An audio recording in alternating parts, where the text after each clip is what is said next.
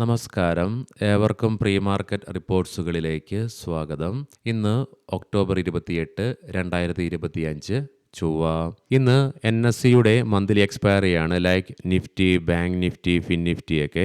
അതുകൊണ്ട് തന്നെ മാർക്കറ്റിൽ ഹൈ വോൾട്ടാലിറ്റി ഇന്ന് നമ്മൾ എക്സ്പെക്ട് ചെയ്യേണ്ടതായിട്ട് വരും. ഹയർ ലെവൽസിൽ ഇന്നലെ പ്രോഫിറ്റ് ബുക്കിംഗ് അനുഭവപ്പെട്ടെങ്കിൽ കൂടിയിട്ടും ഇന്നലെ ഇന്ത്യൻ മാർക്കറ്റിന് വീണ്ടും നേട്ടത്തോടു കൂടി തന്നെ വ്യാപാരം അവസാനിപ്പിക്കുവാൻ സാധിച്ചെങ്കിലും വിദേശ ധനകാര്യ സ്ഥാപനങ്ങൾ ഇന്നലെ ക്യാഷ് മാർക്കറ്റിൽ 55.58 കോടി രൂപയ്ക്ക് സെല്ലിംഗ് ആണ് നടത്തുകയുണ്ടായത്. അതേസമയം ആഭ്യന്തര ധനകാര്യ സ്ഥാപനങ്ങൾ 2492.12 കോടി രൂപയ്ക്ക് ബൈയിങ്ങും തുടരുകയുണ്ടായി. ഇന്നത്തെ നമ്മുടെ മാർക്കറ്റിലേക്ക് സ്പെസിഫിക് ആയിട്ട് വന്നു കഴിയുമ്പോൾ അനലിസ്റ്റുകളുടെയും എക്സ്പേർട്ടുകളുടെയൊക്കെ അഭിപ്രായ പ്രകാരം നിഫ്റ്റിക്ക് ഇന്ന് അതിൻ്റെ കീ ലെവലായ 26,000 എന്ന ലെവൽ ഭേദിച്ചുകൊണ്ട് ഈ ലെവലിന് മുകളിലായിട്ട് നിലനിന്നുകൊണ്ട് മുന്നോട്ടൊരു പ്രയാണം സാധ്യമാവുകയാണെങ്കിൽ 26,100 തുടർന്ന് നിഫ്റ്റിയുടെ റെക്കോർഡ് ഹൈ ആയ 26,277 എന്നീ ലെവലുകളിൽ റെസിസ്റ്റൻസും നേരിട്ടേക്കാം. അതേസമയം നിഫ്റ്റിയുടെ നിലവിലെ റെക്കോർഡ് ഹൈ ആയ 26,227 എന്ന ലെവൽ അതിശക്തമായി മറികടന്നാൽ മാത്രമേ നിഫ്റ്റിക്ക് പുതിയ തലങ്ങളിലേക്ക് എത്തിച്ചേരുവാനായിട്ട് സാധിക്കുകയുള്ളൂ. അതേസമയം ഇന്ന് നിഫ്റ്റിയെ സംബന്ധിച്ചിടത്തോളം 25,900 എന്ന ലെവൽ ഇമ്മീഡിയറ്റ് സപ്പോർട്ടായിട്ട് മാറിയേക്കാം. തുടർന്ന് ഇന്നലത്തെ നിഫ്റ്റിയുടെ ലോയായ 25,800 എന്ന ലെവലും ഇനി അതേസമയം നിഫ്റ്റി ഇന്ന് 25,700 എന്ന ലെവൽ ബ്രേക്ക് ചെയ്യുകയാണെങ്കിൽ സെല്ലിംഗ് പ്രഷറും അനുഭവപ്പെട്ടേക്കാം. പ്രത്യേകം ശ്രദ്ധിക്കുക, ഇതൊക്കെ അനലിസ്റ്റുകളുടെയും എക്സ്പേർട്ടുകളുടെയൊക്കെ അഭിപ്രായങ്ങൾ മാത്രമാണ്. ട്രേഡ് റെക്കമെൻഡേഷൻ അല്ല. എഡ്യൂക്കേഷൻ പർപ്പസിന് വേണ്ടിയിട്ടാണ് ഈ ലെവലുകൾ വിശദീകരിക്കുകയുണ്ടായത്. അതുകൂടാതെ ഇന്ന് മന്ത്ലി എക്സ്പയറി ആയതുകൊണ്ട് തന്നെ ഇന്നത്തെ നിഫ്റ്റിയുടെ പ്രകടനങ്ങൾ കണ്ടു തന്നെ അറിയേണ്ടിയിരിക്കുന്നു. ഇന്ന് പ്രധാനമായും ആകെ ഒരു ഗ്ലോബൽ ഇവന്റ് ആണ് നിലനിൽക്കുന്നത്. അത് ഉച്ചയ്ക്ക് 12:30 ജർമ്മനിയിൽ നിന്നുമുള്ള നവംബർ മാസത്തെ GfK കൺസ്യൂമർ കോൺഫിഡൻസ് ഡാറ്റയാണ് റിലീസ് ചെയ്യാൻ വേണ്ടി പോകുന്നത്. മാർക്കറ്റ് ടൈമിൽ റിയൽ ടൈം അപ്ഡേറ്റ്സ് നൽകുവാനായിട്ട് ടെലഗ്രാം ഗ്രൂപ്പ് ക്രിയേറ്റ് ചെയ്തിട്ടുണ്ട്. ഗ്രൂപ്പിൽ ജോയിൻ ചെയ്യാൻ താല്പര്യമുള്ളവർക്ക് ഫസ്റ്റ് കമന്റിൽ കൊടുത്തിരിക്കുന്ന ലിങ്കിൽ ക്ലിക്ക് ചെയ്തുകൊണ്ട് ജോയിൻ ചെയ്യാവുന്നതാണ്. ഇന്ന് Shree cement, Tata capital, TVS motors company, M&M financial services തുടങ്ങി ഒത്തിരി പ്രധാനപ്പെട്ട കമ്പനികളുടെ ക്വാർട്ടർ ഏർണിംഗ്സ് വരാനിരിക്കുന്നു. ലീഡിംഗ് ആയ ADR സ്റ്റോക്സിൽ ആക്സിസ് ബാങ്ക് ADR ഫ്ലാറ്റ് ആയിട്ടും ബാക്കി എല്ലാ ADR സ്റ്റോക്സും നഷ്ടത്തോടു കൂടിയിട്ടുമാണ് വ്യാപാരം അവസാനിപ്പിക്കുകയുണ്ടായത്. ഇൻഫോസിസ് ADR ആണ് 2.5% നഷ്ടം നേരിട്ടുകൊണ്ട് ടോപ്പ് ലൂസറായിട്ട് മാറുകയുണ്ടായത്. ഇനി നമുക്ക് ഗ്ലോബൽ മാർക്കറ്റുകൾ പരിശോധിക്കാം. ഈ വരുന്ന വ്യാഴാഴ്ച US പ്രസിഡന്റും ചൈനീസ് പ്രസിഡന്റും തമ്മിലുള്ള കൂടിക്കാഴ്ചയും അതേ തുടർന്ന് നടക്കാൻ പോകുന്ന ട്രേഡ് ഡീലിനെ കുറിച്ചുള്ള ശുഭാപ്തി വിശ്വാസം വർദ്ധിച്ചതിനെ തുടർന്ന് അതുകൂടാതെ ഹെവി വെയ്റ്റ് സ്റ്റോക്കുകളുടെ ക്വാർട്ടർലി ഏർണിംഗ്സിലുള്ള പ്രതീക്ഷ മൂലവും ഇന്നലെ വീണ്ടും തുടർച്ചയായി രണ്ടാമത്തെ ട്രേഡിംഗ് സെക്ഷനിലും S&P 500നും നാസ്ഡാക്കിനും ഫ്രഷ് റെക്കോർഡ് ഹൈകൾ ക്രിയേറ്റ് ചെയ്യുവാൻ സാധിക്കുകയുണ്ടായി.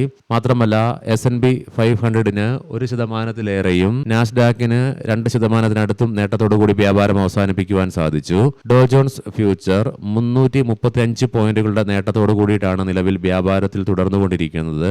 യൂറോപ്യൻ മാർക്കറ്റ്സിൽ 3 മാർക്കറ്റുകൾക്കും നേട്ടത്തോടുകൂടി തന്നെ വ്യാപാരം അവസാനിപ്പിക്കുവാൻ സാധിച്ചു.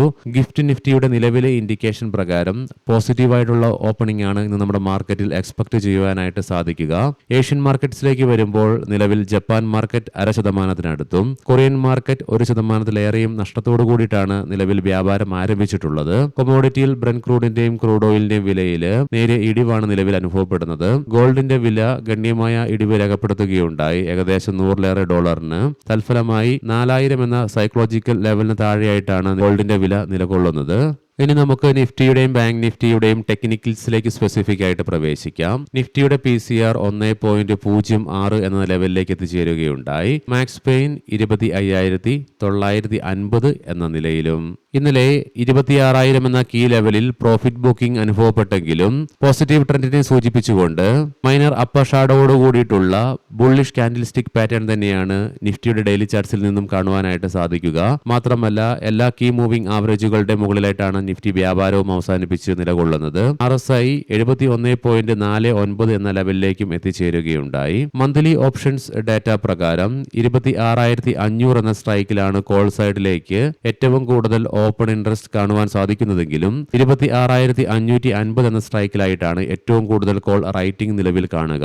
അതേസമയം 25,900 എന്ന സ്ട്രൈക്കിലാണ് പുട്ട് സൈഡിലേക്ക് ഏറ്റവും കൂടുതൽ ഓപ്പൺ ഇൻട്രസ്റ്റ് കാണുവാൻ സാധിക്കുന്നത്. അതേ സ്ട്രൈക്കിൽ തന്നെയായിട്ടാണ് ഏറ്റവും കൂടുതൽ പുട്ട് റൈറ്റിംഗും നിലവിൽ കാണുക.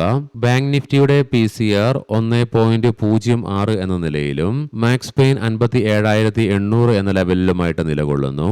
മാത്രവുമല്ല ഇന്ന് ബാങ്ക് നിഫ്റ്റിയുടെയും മന്ത്ലി എക്സ്പയറി ആണ്. സോ അതുകൊണ്ട് ഇന്ന് ബാങ്ക് നിഫ്റ്റിയിലും high volatility ദൃശ്യമായേക്കാം.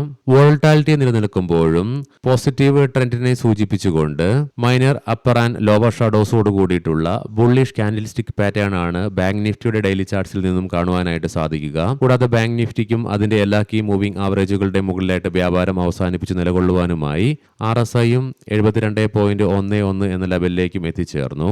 Monthly options data പ്രകാരം 59,000 എന്ന സ്ട്രൈക്കിലാണ് കോൾ സൈഡിലേക്ക് ഏറ്റവും കൂടുതൽ ഓപ്പൺ ഇൻട്രസ്റ്റ് കാണുവാൻ സാധിക്കുന്നതെങ്കിലും 58,200 എന്ന സ്ട്രൈക്കിലായിട്ടാണ് ഏറ്റവും കൂടുതൽ കോൾ റൈറ്റിംഗ് കാണുന്നത്. അതേസമയം 58,000 എന്ന സ്ട്രൈക്കിലാണ് പുട്ട് സൈഡിലേക്ക് ഏറ്റവും കൂടുതൽ ഓപ്പൺ ഇൻട്രസ്റ്റ് കാണുവാൻ സാധിക്കുന്നത്. അതേ സ്ട്രൈക്കിൽ തന്നെയായിട്ടാണ് ഏറ്റവും കൂടുതൽ പുട്ട് റൈറ്റിംഗ് നിലവിൽ കാണുന്നത്. ഇന്നത്തെ പ്രധാനപ്പെട്ട സ്റ്റോക്കിംഗ് ന്യൂസുകൾ പരിശോധിക്കാം. മുൻകൂട്ടി ഓർമ്മിപ്പിച്ചുകൊള്ളട്ടെ, ഇതൊരു ബൈ ഓർ സെൽ റെക്കമെൻഡേഷൻ അല്ല. എല്ലാ റിസൾട്ടുകളും quarter to year on year ബേസിസിലാണ് പറയുന്നത്. ഇൻഡസ് ടവേഴ്സ് പ്രോഫിറ്റിൽ 17.3% ഇടിവാണ് രേഖപ്പെടുത്തുകയുണ്ടായത്. അതേസമയം റവന്യൂവില് 9.7% ഉയർച്ച രേഖപ്പെടുത്തിയപ്പോൾ അതർ ഇൻകത്തില് 27.2% ഇടിവും രേഖപ്പെടുത്തുകയുണ്ടായി. ഇന്ത്യൻ ഓയിൽ കോർപ്പറേഷൻ കഴിഞ്ഞ ക്വാർട്ടർ ടു റിസൾട്ടിൽ 169.6 കോടി രൂപ ലോസ് രേഖപ്പെടുത്തിയ കമ്പനി ഇത്തവണ 7,817.6 കോടി രൂപയുടെ പ്രോഫിറ്റ് ആണ് റിപ്പോർട്ട് ചെയ്യപ്പെടുകയുണ്ടായത്. റവന്യൂവിലും 2.1% ഉയർച്ച രേഖപ്പെടുത്തി. PNB ഹൗസിംഗ് ഫൈനാൻസ് പ്രോഫിറ്റിൽ 32.8% വളർച്ച രേഖപ്പെടുത്തിയപ്പോൾ റവന്യൂവില് 16.1% ഉയർച്ചയും രേഖപ്പെടുത്തി. മസഗോണ്ടോക്ക് ഷിപ്പ് ബിൽഡേഴ്സ് പ്രോഫിറ്റിൽ 28.1% ഉയർച്ച രേഖപ്പെടുത്തിയപ്പോൾ റവന്യൂവില് 6.3% ഉയർച്ചയും രേഖപ്പെടുത്തുകയുണ്ടായി. 6 രൂപ ഡിവിഡൻഡ് പെർ ഷെയർ നൽകുവാനായിട്ട് കമ്പനിയുടെ ബോർഡ് തീരുമാനിച്ചിട്ടുണ്ട്. റെയ്മണ്ട് പ്രോഫിറ്റിൽ 76% ഇടിവാണ് രേഖപ്പെടുത്തിയത്. റവന്യൂ അതേസമയം 11.4% വളർച്ചയും രേഖപ്പെടുത്തി. അദാനി എനർജി സൊല്യൂഷൻസ് പ്രോഫിറ്റിൽ 20.9% ഇടിവ് രേഖപ്പെടുത്തിയപ്പോൾ റവന്യൂവിൽ 6.7% ഉയർച്ചയും രേഖപ്പെടുത്തുകയുണ്ടായി. ദിലീപ് ബിൽഡ്കോൺ നാഷണൽ ഹൈവേ അതോറിറ്റിയുടെ ഭാഗത്തു നിന്നും തമിഴ്നാട്ടില് 879.3 കോടി രൂപയുടെ പുതിയ ഓർഡർ റോഡിന്റെ വർക്കുമായി ബന്ധപ്പെട്ട് കമ്പനിക്ക് ലഭിക്കുകയുണ്ടായി. ഏവർക്കും നല്ല ഒരു ട്രേഡിംഗ് ദിനം ആശംസിക്കുന്നു. വൈകുന്നേരം പോസ്റ്റ് മാർക്കറ്റ് റിപ്പോർട്ട്സുമായി കണ്ടുമുട്ടാം. നന്ദി, നമസ്കാരം.